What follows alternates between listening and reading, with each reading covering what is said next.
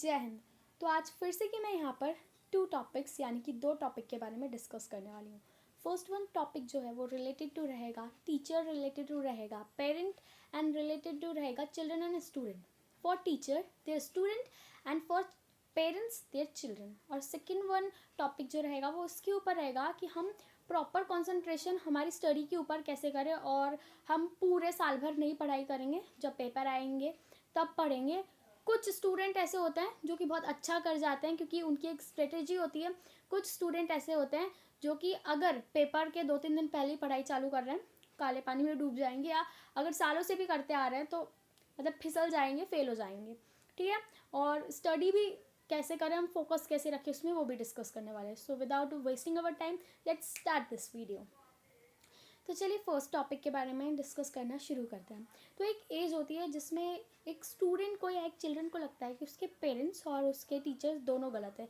Even अगर उसे उसका दोस्त कोई गलत सलाह दे रहा हो, इट मीन्स दैट पेरेंट्स और टीचर्स तो ऑब्वियसली हमारे लिए हमेशा अच्छी बात ही करेंगे।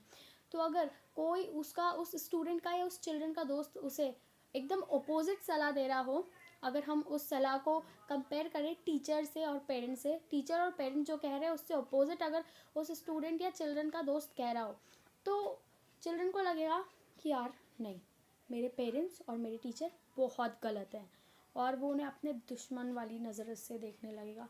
बट अपने वही फ्रेंड को एकदम ऐसे किंग और क्वीन के जैसे से बड़ा सा कोई अपने पेरेंट्स के जैसे, टीचर्स के जैसे ट्रीट करेगा। लेकिन वही चीज़, जो चीज़ अगर पेरेंट और टीचर कह रहे हैं वही चीज़ अगर दोस्त कह रहे हैं, तो स्टूडेंट को और चिल्ड्रन को लगेगा यार ये भी बुरा है, मेरे एकदम पेरेंट्स जैसा कुछ भी बोल रहे हैं। तो वो चीज़ भी आज डिस्कस करने वाले हैं। तो चलिए, ऐसी क्या चीज़ होती है कि एक पेरेंट, एक स्टूडेंट और एक चिल्ड्रन के बीच, स्टूडेंट पेरेंट टीचर चिल्ड्रन के बीच बैलेंस नहीं बन पाता है। ठीक है, तो मैं सबसे पहले आपको बताती हूँ कि एक स्टूडेंट जो रहता है उसकी ना मेंटोलॉजी यहीं से सेट होती है, उसकी जो इंटेलेक्चुअलिटी होती है वो यहीं से सेट होती है। ठीक है, यहाँ पर मैं पूरा दोष एक स्टूडेंट को या एक चिल्ड्रन को नहीं दूँगी। यहाँ पर अगर एक पर्टिकुलर चिल्ड्रन जो है वो अगर खुद को बिगाड़ने के लिए 33% जिम्मेदार है, तो वही 33% जिम्मेदार एक पेरेंट भी है और 33% जिम्मेदार एक टीचर भी है। 1% कौन जिम्मेदार है? तो 1% आप जिम्मेदार कह सकते हैं कि लोग हैं या दोस्त हैं। हाँ, 1% मैं लोग या दोस्त को कहूँगी। बाकी 33% स्टूडेंट, 33% टीचर एंड 33% होते हैं हमारे यहाँ पर पेरेंट्स। क्यों? देखो, स्टूडेंट होता है ना, ठीक है, वो कैसे उसकी इंटेलेक्चुअलिटी हर चीज़ ख़राब होती जाती है जब ना पेरेंट्स उसमें ध्यान नहीं देते। ये नहीं बोल रही कि पेरेंट्स बिल्कुल ध्यान नहीं देते फिर भी बच्चा बिगड़ा है, नहीं, पूरी चीज़ों को सुनो, गलत मोटिव में मत लो। पेरेंट्स जो है ना वो क्या करते हैं, छोटी सी एज से, यार 11-12 साल का बच्चा हुआ उसे मोबाइल पकड़ा दिया, ठीक है पकड़ाया, और मोबाइल पकड़ाने के बाद छोड़ दिया कि हमारा बच्चा बहुत अच्छा हो जाएगा, अच्छा पढ़ेगा। वो मोबाइल चेक नहीं करते, कुछ नहीं करते, बस मोबाइल पकड़ा दिया। मैं ये नहीं कह रही कि सारे स्टूडेंट ऐसा करते हैं, सारे चिल्ड्रन ऐसा करते हैं, बट सम टाइम क्या होता है, समटाइम्स बच्चे उसका गलत यूज़ करने लगते हैं। कोई इंस्टाग्राम में रील बना रहा होता है, कोई फेसबुक में रील बना रहा होता है, स्नैपचैट में क्या वो फ़ोटोज़ वगैरह ले रहा होता है और दुनिया भर की चीज़ें कर रहा होता है ना। बट क्या चीज़ है ना कि बच्चों को इस एज से मोबाइल देना मेरे अकॉर्डिंग तो सही नहीं है। यस, अगर बच्चा सही यूज़ जानता हो मोबाइल का, सो ज़रूर उसे मोबाइल देना सही है, बट इतनी छोटी एज से नहीं। ओके, जब वो अबोव 16 to 17 चले जाए तब उसे मोबाइल देना बेटर होगा। बाकी घर में तो है ना पेरेंट्स के पास मोबाइल, तो उनसे मोबाइल लो। फर्स्ट थिंग तो ये हो गई। सेकेंड थिंग क्या है कि सेकेंड थिंग जो पेरेंट्स है वो कभी भी ना 1% भी अपने बच्चे के साथ टाइम स्पेंड नहीं करते हैं ना। क्यों नहीं करते? यार टाइम नहीं, मम्मी को खाना बनाने से फुर्सत नहीं, काम से फुर्सत नहीं है, पापा को अपनी जॉब से फुर्सत नहीं है, दोनों को सीरियलों से फुर्सत नहीं है, बच्चे को टाइम नहीं देना है। ठीक है, तो यहाँ पर भी बहुत बड़ी गलती कर देते हैं। बड़ी से बड़ी चीज़ हो जाती है, एक बच्चा अपने पेरेंट्स के साथ कभी वो चीज़ डिस्कस नहीं कर पाता क्योंकि टाइम नहीं मिल पाता, और पेरेंट्स दुनिया भर को सुना रहे होते हैं हम तो हमारे बच्चे को बहुत अच्छा रखते हैं, बहुत अच्छी बात करता है वो हमसे। तो ये चीज़ ना बहुत गलत चीज़ है। टाइम दो, पेरेंट्स प्लीज़ अपने बच्चों को टाइम दो। अब यहाँ पर मैं बात कर लेती हूँ स्टूडेंट की। तो अब मैं ये नहीं कह रही सिर्फ पेरेंट्स की गलती है इसलिए स्टूडेंट बिगाड़िया, नहीं, स्टूडेंट का भी यहाँ पर ब्रेन होता है। पेरेंट ने मोबाइल दे दिया, अब यहाँ पर गलती किसकी आएगी, एक स्टूडेंट की आएगी ना। तुम्हारे अंदर इतनी सिंसेरिटी होनी चाहिए कि अगर पेरेंट्स ने इतना ट्रस्ट करके मोबाइल दिया है तो मोबाइल का सही यूज़ तुम्हें जानना चाहिए यार, सही यूज़ तुम्हें आना चाहिए करते मोबाइल का। अगर तुम उसका गलत यूज़ करोगे तो कैसे आगे बढ़ोगे, ठीक है। तो गलत यूज़ मत करो। अगर मोबाइल पेरेंट्स ने दे भी दिया तो ये सोचो कि उन्हें तुम्हें ट्रस्ट करके मोबाइल दिया है, तुम मोबाइल का गलत यूज़ बिल्कुल भी नहीं करोगे। और बात रही टाइम स्पेंड करने की, तो पेरेंट्स ही जिम्मेदार नहीं होंगे, तुम भी जा करके पेरेंट्स को बोल सकती है टीवी वीवी बंद करके कि हमारे साथ बात करो। और मदर को तो बहुत अच्छे से कनेक्टेड रहना चाहिए एक उसकी डॉटर से, ठीक है। और सन को एक अपने फादर से अच्छे से कनेक्टेड रहना चाहिए मेरे अकॉर्डिंग। तो टाइम स्पेंड करो दोनों के साथ, नहीं तो कभी मदर फादर इनके साथ टाइम स्पेंड करो, बट टाइम स्पेंड ज़रूर करो। एक टीचर की गलती कैसे होती है, तो एक टीचर क्या करता है कि एक स्टूडेंट को देख लिया, ठीक है, वो नहीं पढ़ा, टीचर बहुत समय तक समझाते रहा। अब यहाँ पर स्टूडेंट की क्या गलती है कि टीचर कब से तुम्हें समझा रहा है कि ये काम गलत है, इसे मत करो, फिर भी तुम कर रहे हो, तुम गलत एक्टिविटीज़ में हो, तो तुम वो एक्टिविटी को प्रेजेंट कर रहे हो जितना भी टीचर तुम्हें समझा रहे। एट द एंड तुम्हें टीचर बुरा लगने लगता है, ठीक है। और टीचर भी तुम्हें वो चीज़ समझाना छोड़ देता है, जो कि मेरे अकॉर्डिंग तो सही करता है एक टीचर। तुम गलत एक्टिविटीज़ में हो तो रहो, बट एट द एंड क्या होता है कि टीचर फिर ना तुम्हारे ऊपर ध्यान नहीं देता। फिर तुम जितना भी सुधरने की कोशिश कर लो, टीचर तुम्हारे ऊपर बिल्कुल ध्यान नहीं देगा। क्यों नहीं देगा, क्योंकि मन भर गया है उसका, उसने बहुत कोशिश कर ली, बहुत तोड़ मड़ोड़ लिया खुद को कि वो तुम्हें सुधार दे। But you take a type of promise, या एक विश करी है आपने कि आपको नहीं सुधरना, मत सुधरो। यहाँ पर गलती टीचर की भी है और स्टूडेंट की भी है कि स्टूडेंट सुधरना नहीं चाहता, और जब सुधर गया है तो टीचर उसे फिर as a type of good student देखना नहीं चाहता। ठीक है। और क्या गलती रहती है टीचर की कि टीचर ना एक स्टूडेंट को उसके वे में ट्रीट करता है। एक स्टूडेंट ना बहुत मतलब थोड़ी बदतमीज़ी वाले सेंस से एक टीचर से बात कर रहा है, ओ मैडम ओ सुनती हो, अरे ओ सुनो, ऐसे वाले वे में, और टीचर उसे देख के हंस रहा है तो ये क्या चीज़ है यार। तुम्हें अगर वो घटिया वे में तुमसे बात करे, तुम अभी स्ट्रिक्ट हो गए ना, वो सुधर जाएगा। वो बोल रहा ओ मैडम ओ सुनो सुनो, तो तुम्हें जाना चाहिए। मतलब मैं एक टीचर के वे में बता रही हूँ, तो आप लोगों को टीचर्स, आप लोगों को जाना चाहिए, चौटा मारना चाहिए खींच के कि ऐसे बात करते हो अपने पेरेंट्स से।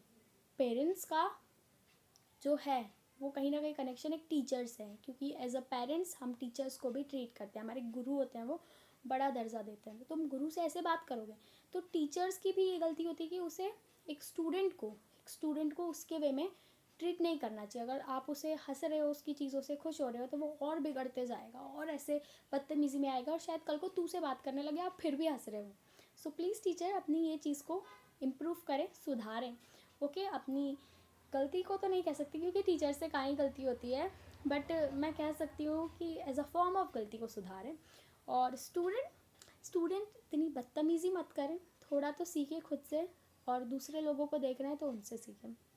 फ्रेंड्स की बात करूँ तो यहाँ पर फ्रेंड्स क्या होते हैं ना, अगर फ्रेंड्स किसी को बढ़ना देख रहे होते हैं, फ्रेंड्स में ऐसे गलत मोटिव में फिर मत लेना, लेकिन दोस्त ऐसे होते हैं कि किसी को बढ़ते हुए देख रहे होते हैं ना, तो उन्हें जलन होती है। कहीं ना कहीं वो चाहते हैं कि अगर तुम एक फ्रेंड ये तुम राइट वाला उससे बढ़ रहा है, तो लेफ्ट वाला चाहेगा कि वो लेफ्ट वाला फिर से कि उसे नीचे दबा दे और खुद से नीचे दबा दे, ठीक है। लेकिन वहीं अगर तुम नीचे जा रहे होते हो ना, तो फ्रेंड्स तुम्हारा पूरा सपोर्ट करेंगे कि तुम साथ साथ नीचे जाओ, वो तुम्हें कभी ऊपर नहीं बढ़ाएंगे। बट कुछ ऐसे होते हैं जो शायद तुम्हें ऊपर ले आए, बट कब लाते वो, जब वो खुद आसमान में खड़े हो, तब तुम्हें वो ज़मीन से, आसमान में तो नहीं बट मिडल में, बीच में लाने की ज़रूर कोशिश करेंगे। क्योंकि एक फ्रेंड कभी भी नहीं चाहता कि उसके लेवल का उसका दूसरा फ्रेंड बने, बिकॉज ऑफ कॉम्पिटिशन या कुछ भी कहो, बट एक फ्रेंड नहीं चाहता। ओके, समझ आई चीज़ें। सो सेकेंड वाला डिस्कस कर लेते हैं पॉइंट कि क्या चीज़ ऐसी होती है, या सेकेंड वाला टॉपिक डिस्कस कर लेते हैं जो तुम्हें डिस्ट्रैक्ट करती है पढ़ाई से, ठीक है। तो पढ़ाई से जो चीज़ें डिस्ट्रैक्ट करती हैं वो मेनली आपके स्कूल्स में दिख जाएंगी, आपके सराउंडिंग्स में दिख जाएंगी। अब वही खिसा पिटासा दोस्त सारी चीज़ें, अरे नहीं, दोस्त और सारी चीज़ें तो होती हैं, बट साथ ही साथ क्या चीज़ें होती हैं डिस्ट्रैक्शन की चीज़ें होती हैं कि आप क्लास में पढ़ रहे होते हो, ठीक है। तो एक ने ना थोड़ी सी नॉइज़ कर दी, सपोज़ किसी से कंपॉक्स गिर गया, तो एक हंसा दूसरा पूरी क्लास हंसने लगी उसके पीछे, हाँ हाँ। फिर पहला डिस्टर्बेंस यहाँ पर क्रिएट हुआ, दूसरा किसी ने करके ऐसे चिल्लाया, फिर सारे हंसने लगे ये डिस्ट्रैक्शन बहुत ज़्यादा क्लास में देखने को मिलता है। ये चीज़ को सुधारो, कोई भी सिंसेरिटी के साथ कर रहे होते हैं ना, ये चीज़ को सुधारो। और कभी कभी तो टीचर्स भी हंसने लगते हैं इस चीज़ों में, तो प्लीज़ टीचर्स भी ये मिस्टेक मत करिए और कोई स्टूडेंट भी मत करिए। अगर तुम निकाल भी रहे हो ऐसी आवाज़ तो खुद के बारे में ना सोचते हो उन 10 स्टूडेंट के बारे में सोच लो, जिनका अगर डिस्ट्रैक्शन हुआ तो वो भटक जाएंगे अपनी राह से।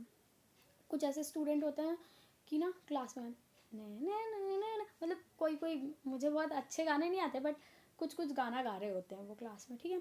और आगे वाले अगर कोई टॉपर बैठा आगे तो उसे इतना डिस्ट्रैक्शन होता है, इतना डिस्ट्रैक्शन होता है कि यार वो एकदम क्या हो जाता है, वो सोच में पड़ जाता है, what things happened in this time, okay, and they thought about OMG how can I do my studies। वो अपनी स्टडी कैसे करे, वो बहुत मतलब ओ माय गॉड करते करते बहुत ज़्यादा पागल हो जाता है। उसने 3-4 बार टीचर को कंप्लेंट कर दी, टीचर को भी ज़्यादा कोई लेना देना नहीं रहता है बेसिकली। तो ऐसे स्टूडेंट जो फालतूगिरी करते हैं ना क्लास में, खुद को उस काबिल बनाइए कि उस डिस्ट्रैक्शन में आप शामिल ना हो, मैशअप ना हो आपका। वो कर रहा है बातें, आप लगे हैं मैथ्स का क्वेश्चन सॉल्व करने, फिर अगर उसने डिस्ट्रैक्शन किया, अपना मैथ्स का इस क्वेश्चन जो भी है उसे सॉल्व करो, मत दो ध्यान, भाड़ में जाए वो। खुद की ऐसी इंटेलेक्चुअलिटी रखो, खुद का इतना सेंस रखो कि उस चीज़ में फोकस ना कर पाओ, ठीक है। इतना ज़्यादा कंसंट्रेशन रखो अपनी स्टडीज़ में। या फिर कभी कभी क्या होता है, वो गाना गा रहे ना अपन ने सुना, फिर अपन भी उसके साथ मिल गए ना, अपन सारे गाने लगे। कितनी बुरी चीज़ है ये चीज़, तुम्हें डिस्ट्रैक्ट करती है। तुम्हें क्लास में जो करते हो ना, ये चीज़ तुम्हें डिस्ट्रैक्ट करती है। और क्लास में कोई गाना गा रहा होता है, नाच रहा होता है, तुम उसके साथ मिल जाते हो, तुम अपनी पढ़ाई में फोकस नहीं कर पाते, ये चीज़ तुम्हें डिस्ट्रैक्ट करती है।